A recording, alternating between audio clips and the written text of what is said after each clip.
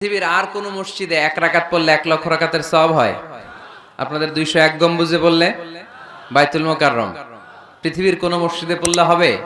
শুধুমাত্র কেবলমাত্র মসজিদুল হারামে 1 রাকাত সালাত পড়লে 1 লক্ষ রাকাতের সওয়াব আমলনামায় দিবে কে?